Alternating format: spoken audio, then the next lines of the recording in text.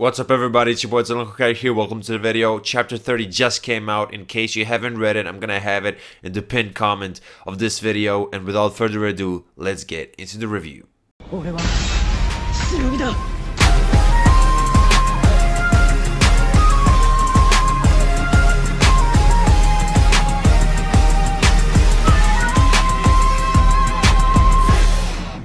Before I start with the review, make sure to follow Different. She was the one who made the thumbnail of this video. She's a friend of mine.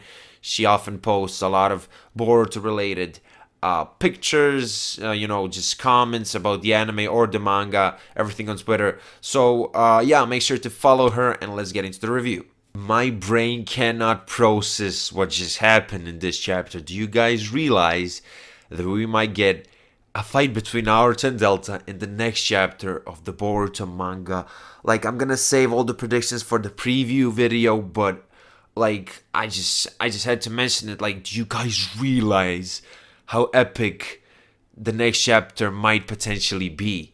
But let's just start analyzing this chapter from the start. Obviously, the vase that Kawaki broke a couple of chapters ago, it was mentioned many times, and here we had Kawaki trying to fix it, and it's beautiful seeing Kawaki, becoming more human, so to say, because obviously because of his horrible childhood and, because of the traumas that he had, he's very cold as a person, and the time that he spent within the Uzumaki household definitely changed him in a way.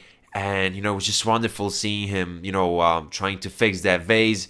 And at one point, Himawari tells him, "It's enough that you tried," or something like that, which I thought was a great moment from her, especially when you take into consideration that in the anime she has no screen time, and when she does have screen time, she's just being cute and not doing anything else. So, seeing some actual dialogue, some lines from Himawari, it's always a plus, right? And I like that little small detail where you have Boruto kind of spying on, Kawaki and Himawari. I mean, Boruto is a good big brother, right? Boruto is a big brother that we all want, basically, right? He always cares about Himawari, and that's the reason why he was spying on them, right? And he later, comes to Kawaki and he says that basically they should just train for the karma, whatever, investigate, I don't know. And at one point, he says something very interesting to Kawaki, which is actually a very important lesson that all people should learn. He basically tells him, "Are you gonna stop just because it seems like it's difficult?" And this really applies to real life as well. Everything, every goal that we wanna achieve, we have to work hard for it, right? And if you wanna achieve greatness, you're gonna experience some hardships, and when it's hard, you're not supposed to stop, you're supposed to continue. But anyway, I was talking about real life there. Going back to the chapter, they have this sparring match, right? I want to quickly shift to Delta. Delta is in front of the village, right? She's nervous. She's like very nervous because of Kashin and how he's spending a lot of time in the village, and she basically isn't patient enough, and she decides to enter the village, and she doesn't give a fuck about the fact that the strongest ninja in the world is in the village. That just shows you that she's probably super strong.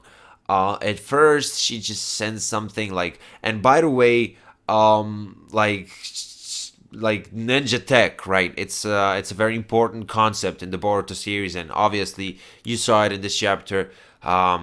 Some parts of Delta's body are also made from ninja tech. I'm not even gonna try to describe, parts of her body that, kind of went out, and like, I just don't have the terminology there, to describe it, but you all saw what happened. I just want to mention one thing. We all, not all of us, but most of us speculated that she has some type of dojutsu. Now, it's still possible, but it's kind of less possible right now because we saw that she, used that little machine, right? And, she closed her eyes and she could see through the machine. So what if her eyes are only capable of doing that? I still think there's more to her eyes than that, and I might make a separate video about this. I don't know. but like chances of her having a godly dojutsu are kind of lower right now, in my opinion. But it's still possible that she has a hex dojutsu, right?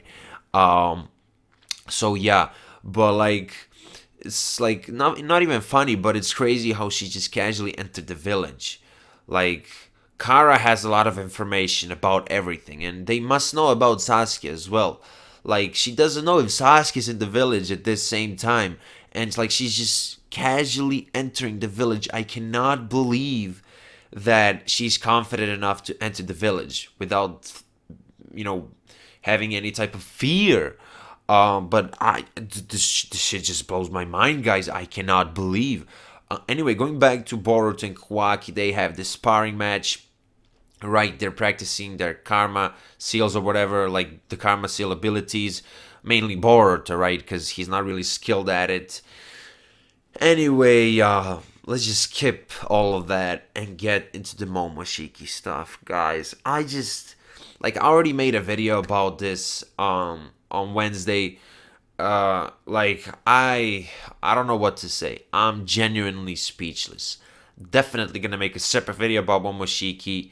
But Momoshiki is there. He's not dead. I mean, he might be dead, but he's like kind of inside of Boruto, so we're definitely gonna see him more in the future of the series. At least that's how it seems. So, because I mean, Boruto just fucking saw him in this chapter. Momoshiki was triggered by the karma seals, especially. It was at the moment when Kawaki and Boruto touched each other. Now, one thing that I noticed in this chapter was like, how Boruto's hand, it was like damaged from the absorption, and after he saw Momoshiki or whatever for a second, his hand kind of healed. Was that Momoshiki healing Boruto's hand? Like, I don't know what's going on, but even Kashin Koji was surprised, and you don't see Kashin Koji often being surprised, like, or shocked. Even when Delta entered the village, like, he made like a silly comment, but he wasn't like scared or anything. He was relatively calm, but in this case, he was fucking shocked. He didn't know what happened, because obviously he was spying on Boruto and Kawaki, through that toad. Like he even like there's a very interesting line that he said, like he was speculating inside of his head, like, was it Boruto's ability or not? Did he do it subconsciously or whatever? And then he said if he has the same power as Jigen, he could be a bit troublesome. Does that mean that Jigen has some type of healing ability? Instant healing ability? I don't know. That comment was interesting. That comment was very, very interesting. And in this chapter, before that, I think Kashin Koji said that he expects a lot from Kawaki and Boruto Uzumaki. So the future is bright, guys. The future of the series. Like, there's so many interesting things that are gonna happen in the future. It's crazy. This is just the beginning. The fact that Delta just entered the village. It's just the fucking beginning, guys. Now, I just tweeted about this a while ago, like 20 minutes ago. I don't know. We had a couple of slice of life chapters, but we're back to pure madness. Madness full of plot twists, fights, crazy moments, Kara related things. Like, if you guys remember, like the A arc, like so much shit happened in it. It was fight after fight, action after action, hype moment after hype moment. And all of a sudden, we had these slice of life chapters, and now it's going back to hype moments. Because, like, there's no way that we won't see any fights in the next chapter. I mean, Delta is standing in front of Naruto. There's just no, fucking way that we won't see fights. And what's next? Like, what if Delta is somehow stronger than Naruto? I mean, she's confident enough to enter the village, so she should technically be at least somewhere around his level, because if she's way weaker than Naruto, she wouldn't be entering the village, because that will be fucking stupid, right? I mean, I don't know, maybe Kashin Koji is gonna interfere. I don't know, guys, but like, Kashin Koji most likely has a Sage mode. So, oh my god, guys, I can't believe what's going on right now. I legitimately cannot believe, like, oh my god, we're gonna have to wait for another 30 days to get the next chapter. I don't know how I'm gonna survive that wait, but it's the same story every month. Um, what was I talking about? Anyway, let me get back to Momoshiki. Right, Momoshiki is there inside of Boruto, I think, and probably because of the karma seal. And one possible explanation as to why he appeared all of a sudden is maybe, you know, what? Okay, I don't know what I'm saying right now, guys. Maybe Momoshiki appears from time to time depending on how much Boruto uses the karma seal, because he used it for quite a bit in the last couple of chapters, and maybe Momoshiki felt it, throughout this period, but like at this point, like he used it so much, and then he kind of got triggered or something. I don't know, like that little panel in which, I mean, it wasn't little, but that panel in which Momoshiki appeared. At this part, I accidentally said satisfied, but I wanted to say sad. So yeah, I just wanted to clarify that. This might be me, going like over analyzing, overthinking, but his face was mysterious. Like, I don't know how to describe it. Like, I'm looking at the panel, and like, when I was reading it, at one point I thought that he looked kind of satisfied. I don't know. Is it just me? Not really satisfied, but then again, I don't know how to explain it. It was definitely mysterious. Mysterious is the right word, but I don't know, cause like nothing too major happened for him to appear. Did Boruto and Kawaki touch before? I mean, they did. They were having a match, a taijutsu session, which by the way was relatively equal.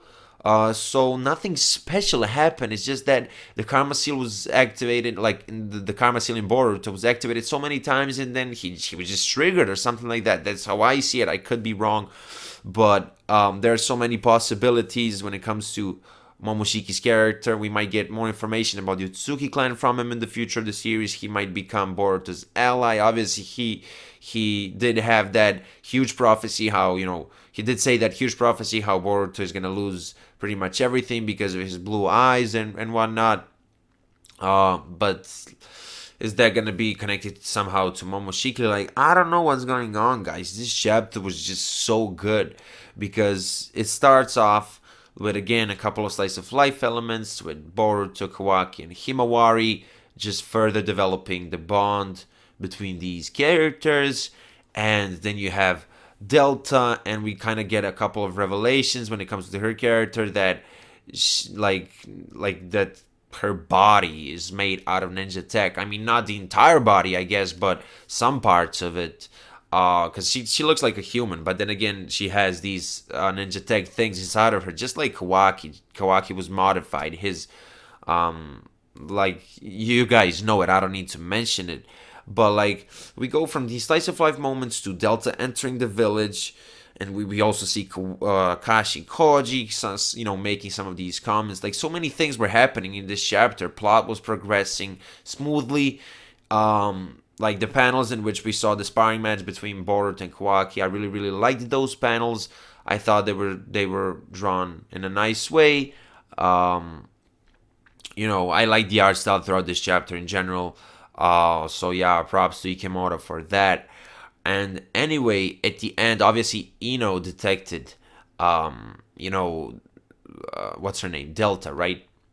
And just want to mention something at the end when Delta appears in front of Naruto, Boruto, Kawaki, and Himawari.